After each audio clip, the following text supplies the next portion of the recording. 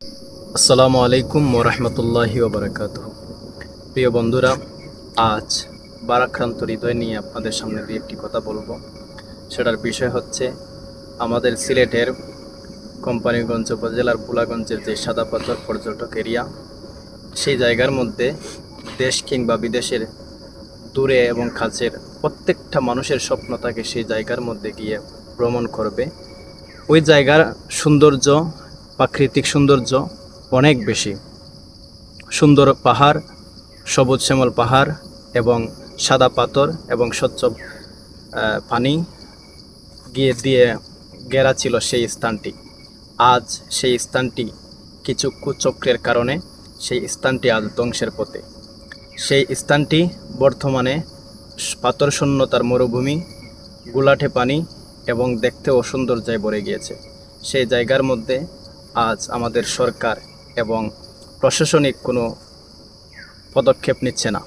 আমাদের সাধারণ জনগণ ফেসবুকের মধ্যে পোস্ট দিচ্ছে, অনেকে সমালোচনা করতেছেন, আলোচনা করতেছেন। এটার কারণ হচ্ছে আমাদের স্বপ্ন, প্রত্যেকেরই স্বপ্ন থাকে যে সুন্দর যে এরিয়াগুলো রয়েছে বাংলাদেশের প্রত্যেকটা পর্যটক নগরীতে আমরা গিয়ে ঘুরব এবং আমাদের যখন সময় মানসিকতা আমাদের ভালো থাকে না, তখন সময় আমরা আমাদের মন মানসিকতা ভালোর জন্য এবং আমাদের শান্তির জন্য সেই জায়গাগুলোতে গিয়ে আমরা একটু শান্তির আশ্রয় পাই। সেই জায়গাগুলোতে কিছু মানুষ কুচক্রের কারণে আজ সেই জায়গার পাথরগুলো আজ বিলুপ্তর পথে। সাধারণ মানুষগণ সাংবাদিকের প্রশ্নের উত্তরে বলেছে যে এটা এমন একটা বড় চক্র যেখানের মধ্যে সাধারণ মানুষগণ, সেই জায়গার বাসিন্দার মানুষগণ প্রতিবাদ করতেও তারা ভয় পাচ্ছে।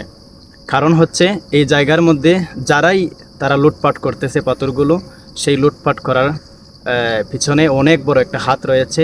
তাই আমাদের নিজ নিজ স্থান থেকে প্রতিবাদ করতে হবে এবং বাংলাদেশের প্রশাসনিকভাবে আরও কঠোরভাবে পদক্ষেপ নিতে হবে, যাতে করে এই জায়গার পাথরগুলো আবার নিয়ে সেই জায়গার মধ্যে বসানো হয় এবং আগের সৌন্দর্য যেন ফিরিয়ে আনে। এটাই আমাদের দাবি, এটাই জনগণের দাবি।